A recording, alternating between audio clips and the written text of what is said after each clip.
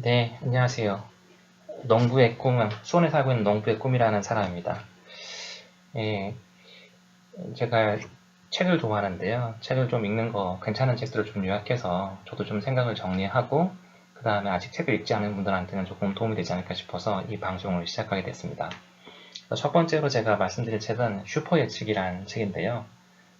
기본적으로 미래가 어떻게 변화할 건지, 그거에 관련된 책이라고 보시면 될 것 같아요. 그래서 책 자체는 2015년도에 나왔고, 제가 이 책을 사서 봤던 거는 이제 올해 봤던 것 같아요. 2018년 1월 달에 봤는데, 사실은 개념적으로 조금 이해하기가 어려워가지고, 책을 조금 다 요약을 하면서 다시 봤거든요. 제가 본래는 책에다가 줄 긋는 걸 되게 싫어하는데, 이 책은 조금 쉽지 않아가지고, 내용을 다 요약했고, 근데 괜찮은 책 같아가지고, 간단하게 소개를 드리려고 이 책을 좀 가지고 나왔습니다. 그래서 이제 이런 식으로 진행을 할까 생각을 하고 있어요. 앞으로 계속 말할 때. 첫 번째는 어떠한 저자가 그 책을 썼는지, 그리고 두 번째는 그 책의 저자가 쓴 말도 중요하지만 내가 볼 때 가장 중요한 책의 핵심 개념이 뭔지, 그러니까 저의 이제 의견이 들어간 것들이죠. 그거에 대해서 말씀드리고 그 뒤에는 책에서 말하고 있는 중요하게 생각되는 포인트들, 책의 내용들을 그대로 가지고 와가지고 말씀드린 거고, 그 다음에 이게 자체가 그 슈퍼 예측에 대한 거기 때문에 좀 일상생활 중에 연관된 게 많은 것 같더라고요. 제가 봤을 때 책과 우리 일상생활 중에서 연관되는 뭐가 있고, 그리고 마지막으로는 이 책을 읽고 난 다음에는 좀 이런 것들을 해보면 좋겠다라고 생각해서 총 한 5가지의 목차를 한 15분 정도로 가지고 간단하게 조금 공유를 드려보겠습니다. 일단 저자 소개인데 두 분이서 작성을 하셨더라고요. 두 분이서 작성을 하셔가지고 한 분은 이 필립 이 테들러그 분이고 한 분은 이제 댄 가드너 분인데 필립 이 테들러그는 굉장히 유명한 사람이더라고요. 그러니까 이제 예전에는 그 참조를 많이 했던 건데 이 펀드 매니저가 예측한 거하고 그냥 원숭이가 그냥 다트를 그냥 마음대로 떠져가지고 예측한 거하고 비교해 보니까 큰 차이가 없다라고 결과가 나와서 유명했던 신호물을 가지고 있고 이번에 이제 이것만 한 건 아니고 계속해서 나름 유명한 사람들이 예측을 하고 뭐 미래에 대해서 말했던 것들은 다 정리를 해가지고 정말로 그게 맞았는지 틀렸는지 이걸 다 검증하신 분이에요. 그게 뭐 1년 한 거 아니고 막 30년 막 이 정도 기간을 가지고 해가지고 굉장히 많은 정보가 쌓여있던 거고 그 다음에 그 전문가들이 예측하는 거 말고 이분이 했던 게 이제 굿 저지먼트 프로젝트라는 건데 이거는 뭐냐면은 전문가 말고 일반인들도 예측을 잘할 수 있을까?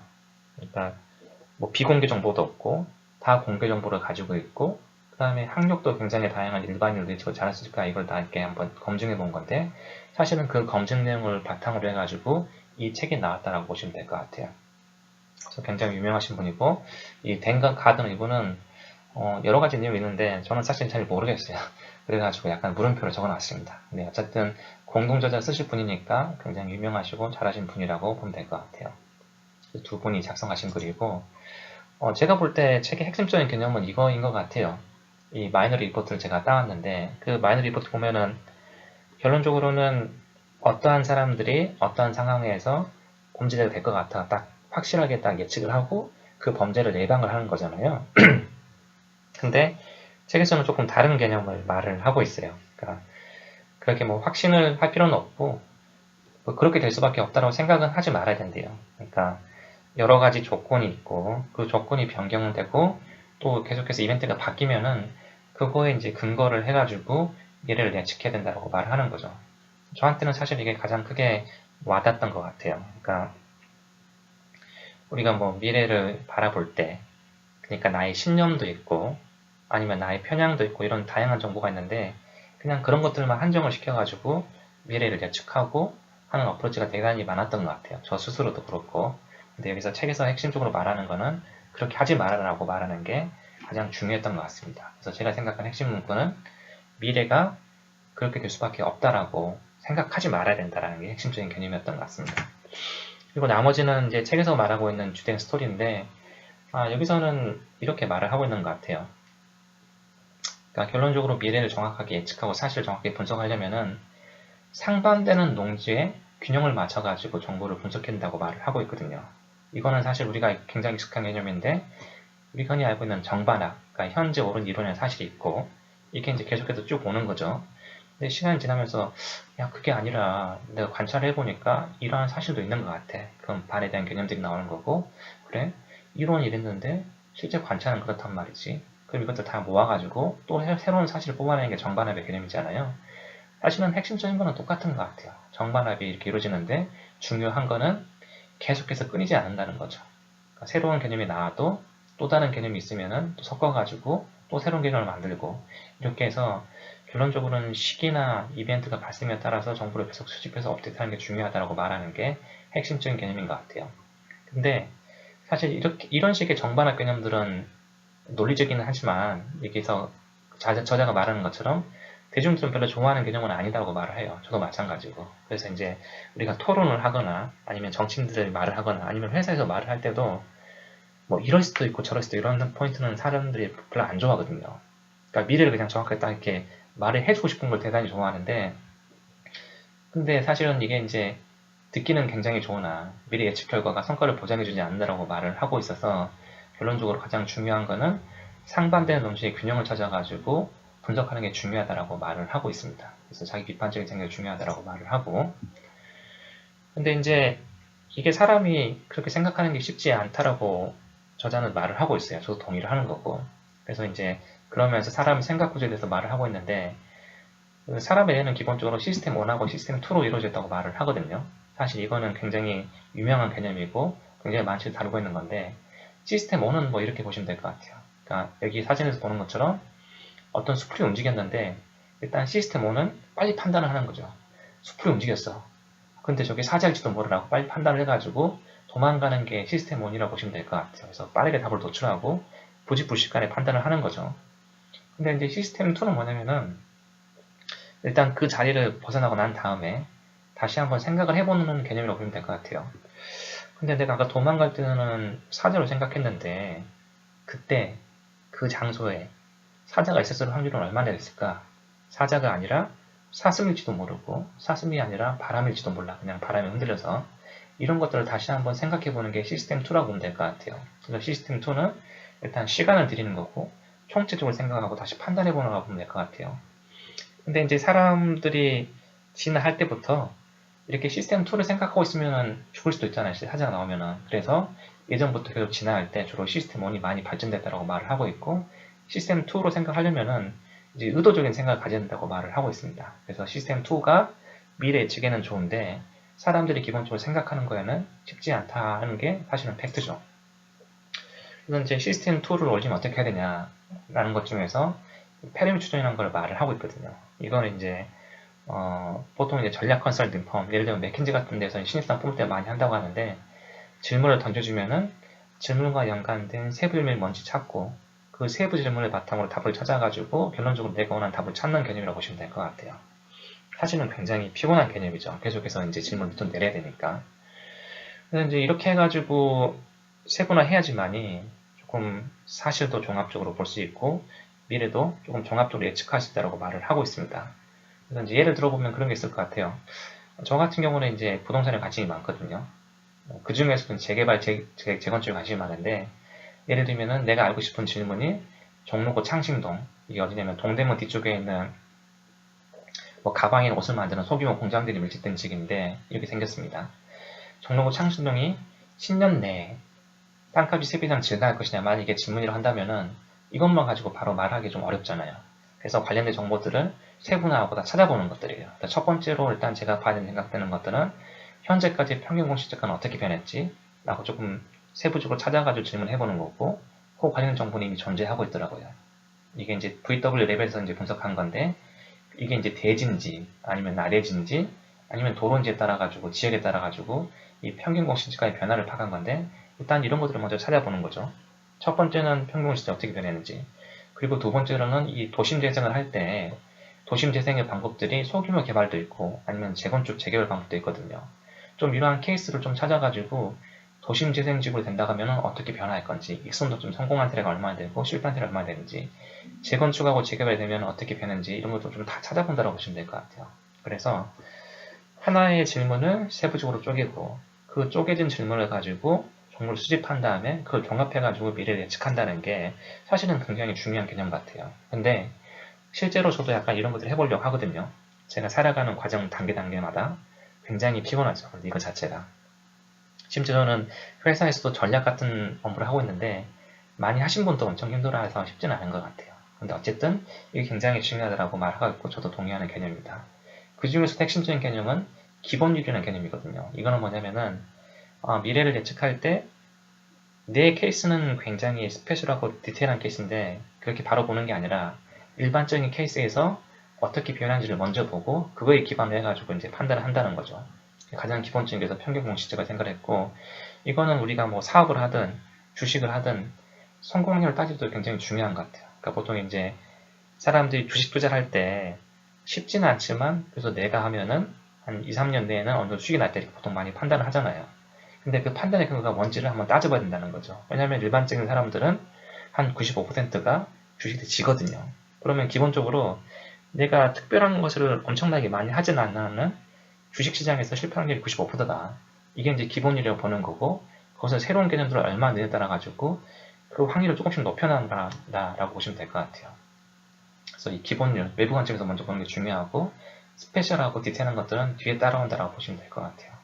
이게 이제 페르미 추정에 대한 개념이 중요했던 거고 그 다음에 제가 아까 말씀드린 것처럼 정보를 찾을 때 가능하면은 다양한 소스를 확보해가지고 크로스 체크를 하라. 이게 이제 중요한 또 개념 중에 하나인 것 같아요. 왜냐면은 뭐 저도 그런 것 같긴 한데 제가 기본적으로 알고 있는 게 있고 저한테 익숙한 게 있고 또 미래는 이게 될 거라고 나는 확신이 있잖아요. 근데 거기에 갇히면 안 된다라고 말을 하는 거죠. 그래서 가능하면은 어떠한 뉴스나 정보를 파악할 때 보수하고 진보적인 시각에 대해서 어떻게 보는지 전문가들하고 일반 사람들은 어떻게 보는지 국내하고 해외에서 어떻게 보는지 이런 것처럼 굉장한 다양한 정보를 수집해가지고 통합하라는 게 또 다른 이제 중요한 개념을 보시면 될 것 같아요. 그냥 간단하게 이제 한번 뉴스를 한번 찾아봤는데 뭐 앞으로 이제 디지털 노마드가 많아진다고 하잖아요. 회사 말고 밖에서 금방금방 일하는 그런 사람들. 그래서 이제 그게 어떻게 될지 한번 판단해 본다고 했을 때 제가 네이버에서 한번 쳐봤거든요, 뉴스를. 그러니까 이런 식으로 쭉 나오더라고요. 근데 동일한 디지털 노마드의 뉴스인데 전부 다 톤이 다 달라요. 그러니까 예를 들면 경향신문에서는 그거 하려면은 일단 빨리 한번 가봐야 된다. 이것저것 다 제거하면은 못하니까 잠만 자꾸만 청하면 빨리 한번 가보라고 말하고 있는 거고 이 디지털 타임즈는 이제 광고를 좀 하고 있어요. 이제 광고 중심의 이제 소스인 거죠. 그리고 더 PR이라는 것 같은 경우에는 나름 전문가나 현장의 인터뷰 경험 많은 사람 인터뷰하는 건데 거기서 뭐라고 말하면은 경력이 없으면은 이 디지털 노마드 아무것도 아니다. 그냥 거지라고 말을 하고 있거든요. 이런 것처럼 경향신문 쪽에서는 일단 빨리 나가보라고 하고 이 사람은 준비되지 않고 경력이 없으면 거지라고 말을 하고 또 IT 조선에서는 모두가 맞는 것은 아니다라고 말을 하고 있거든요. 그러니까 이런 것처럼 어떠한 팩트 하나에 대해서도 정말 다양한 뷰가 존재하기 때문에 가능하면은 다양한 정보를 수집해가지고 분석하는 게 중요하다라는 게 핵심적인 개념이고 저도 동의하는 개념입니다. 그리고 또 다른 개념 중에 하나는 사람들이 뭐 미래를 예측하거나 사실을 판단할 때 어떤 이벤트가 발생해도 일반적인 사람들은 그 결과에 크게 영향을 미치지 않는데요. 그게 범위 둔감성인데 그 실험 중에 하나가 이런 게 있었다고 하더라고요. 여기 화면에서 보이는 것처럼 뭐 갑자기 기름이 터져서 해양에서 이러한 새가 만약에 2,000마리가 죽으면 얼마큼 기부할 거냐 2만 마리가 죽으면 얼마큼 기부할 거냐 200만 마리가 죽으면 얼마큼 기부할 거냐 이렇게 물어봤는데 사실은 200마리면 200만 마리면 엄청나게 많이 죽은 거잖아요. 굉장히 큰일이거든요. 근데 그 사람들이 기부한다는 금액은 2,000마리든 200만 마리든 그게 중요하지 않다는 거죠. 그러니까 일반적인 사람들은 그 이벤트가 바뀌어도 그 사실이나 현실을 인식하는 게 크게 변하지 않다는 게 범위 둔감성의 개념이었고 근데 슈퍼 예측가들은 어떻게든 예측의 조건과 시기가 달라지면 어떻게든 그거를 결과에 반영한다는 게 중요하다고 말을 하고 있습니다. 그래서 제가 생각해봤던 것들은 이런 거였거든요. 이제 페이스북 쭉 잘 나가다가 요새는 약간 조금은 이제 힘들어 하잖아요. 근데 만약에 질문을 이렇게 던져본다 하죠. 예를 들면은 페이스북의 유저 중 30%가 이탈할 것인가 이렇게 물어봤을 때 그게 1년 뒤에 이탈하는 건지 3년 뒤에 이탈하는 건지 거기에 따라가지고 이제 결과가 다 달라야 되는 거죠. 근데 일반적인 사람들은 1년이나 3년이나 크게 차이가 없다는 거고 근데 그런 것들 차별을 둬야 되는 거다라고 말하는 게 핵심적인 개념을 보면 될 것 같아요. 범위 둔감적인 개념. 그러니까 이제 결론적으로는 내 신념은 중요치 않고 굉장히 다양한 정보를 모아서 수집을 하고 그 정보가 바뀔 때마다 나의 판단을 바꿔라라는 게 이 책에서 말하고 있는 가장 중요한 스토리라고 보시면 될 것 같아요. 이게 이제 책의 개념이었고 이게 아무래도 이제 미래 예측에 연관된 거기 때문에 좀 우리 일상생활 중에서도 좀 생각할 게 많은 것 같더라고요. 그래서 이제 우리가 미래를 예측할 때 너무 일본에 집착하지 않고 있는가? 뭐 이런 것도 생각해 볼 하거든요. 왜냐면은 우리가 이제 집착하는 이유는 있죠. 왜냐하면은 이 도쿄 비즈니스 산책은 제가 굉장히 좋아했던 책이고 지금도 많이 보는 책인데 이런 책에서 보면은 우리나라하고 유사한 인구를 가지고 있다. 그러니까 노령화도 이제 많이 되고 있고 산업 행태도 비슷하고 문화도 비슷하니까 기본적으로 일본은 따로 확률이 높다라고 말하고 있거든요. 이 말은 맞는 것 같긴 해요. 하지만 그렇지 않은 또 다른 팩트도 존재한다는 거죠. 일본은 내수가 가는 국가고 우리나라는 통일이 되지 않으면 어차피 수출로 주로 먹고 사는 국가가 다르다는 거고 요소 기술의 차이, 장애를 대한 것도 다 다르거든요. 그러니까 우리가 일본을 벤치마킹하는 건 좋은데 이렇게 다른 개념도 있기 때문에 그걸 뭐 100%볼 필요는 없다라는 게 저희 생각이었습니다. 그리고 미래를 예측할 때 가장 좋지 않은 거 저는 굉장히 이제 공감 갔던 건데 부동산 폭락한다고 하는 사람들이 대단히 많거든요. 저도 폭락할 수 있다고 생각을 하고 있어요. 근데 이제 이런 사람들의 특징이 뭐냐면은 몇 년 내에 어디 지역이 몇 프로로 폭락한다 뭐 이렇게 정확하게 디테일하게 말하지는 않거든요. 근데 그건 뭐냐면은 뭐 이런 거와 똑같은 것 같아요. 언젠가 반드시 지게 된다는 거는 언젠가 반드시 지구는 소멸된다는 거 똑같은 개념이거든요. 근데 이런 식으로 기한이 없이 예측을 하는 거는 나중에 검증을 하지 못하기 때문에 이런 식의 접근 방법은 좋지 않은 것 같아서 한번 생각을 해봤습니다. 그래서 다양한 정보를 가지고 활용을 하고 그리고 예측할 때는 기한을 정하고 어떠한 이벤트에서 그런 일이 발생하는지를 좀 보는 게 좋지 않을까 생각을 합니다.